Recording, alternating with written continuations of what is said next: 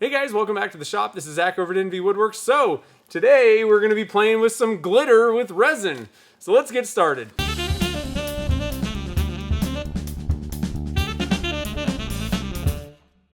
Alright guys, so glitter. I've been kind of messing around with this stuff for the last couple of weeks, doing some testing and just kind of playing with it, and it really turns out pretty cool for pen blanks and other different kinds of turning blanks. And if you were just going to be casting, like jewelry or like a pendant or something like that, cast in place, where basically when you take it out of the mold, that's pretty much done.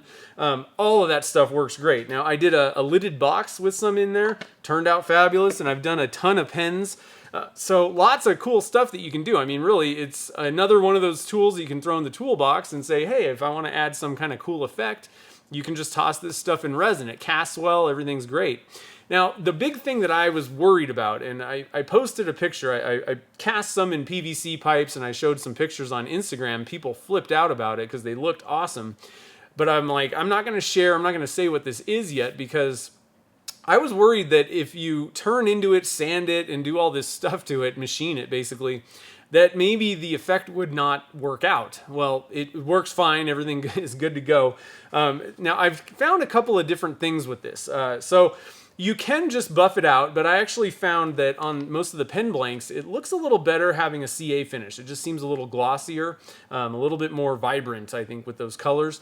But with this lidded box, all I did was sand and polish this thing, buff it out on the buffing wheels, and it still has a really cool holographic effect. There's nothing wrong with it. So you can do either way. It works good for all that kind of stuff. Now, I tried a couple of different ways of casting this stuff. I tried the kind of normal way, the way that I make most of my pen blanks, where you would just add glitter to the resin, dump it into a mold, and you got yourself kind of your standard pen blank.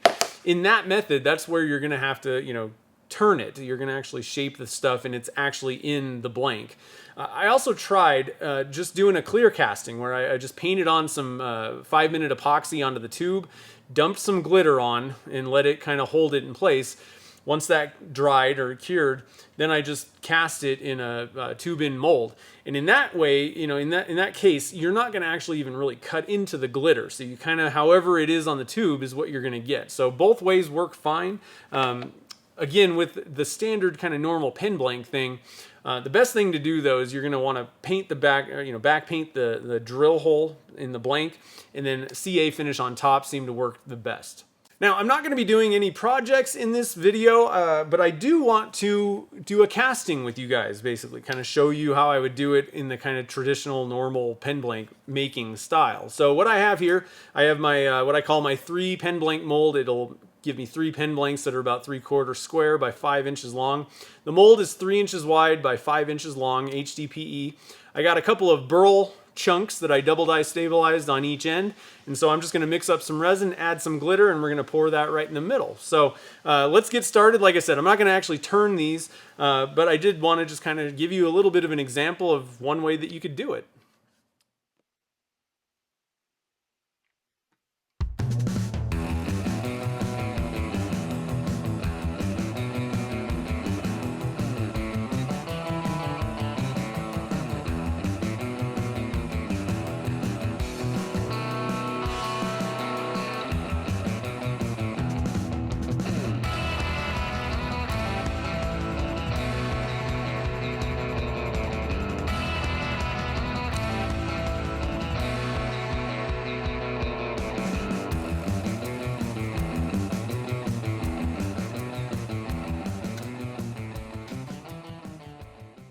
All right, so that's about it. You just dump some glitter in the resin. I added a little bit of blue dye just for the heck of it, really. You don't necessarily need to do that at all.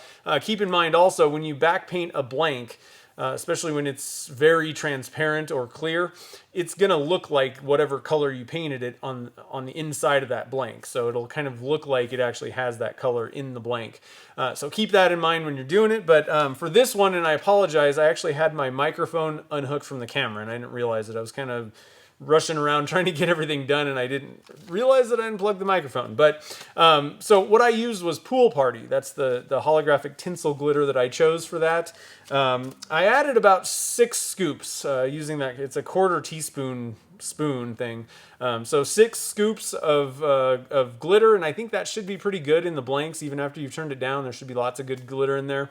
So pretty easy. Now for your discount code, head on over to solarcolordust.com, and when you check out, enter the code DunkinJunk,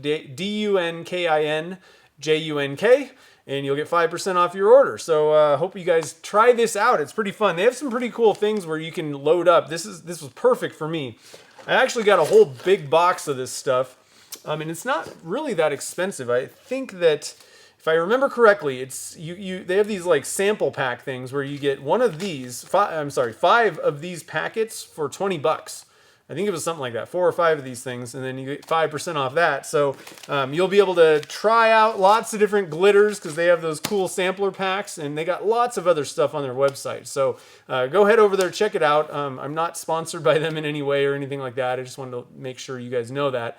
But I did get a discount code for you guys, so you can save a couple bucks and try something cool. So I think that about wraps it up. Get out there, go have some fun with glitter, play with resin. So until next time, guys, thanks for watching this video, and I'll see you in the next one.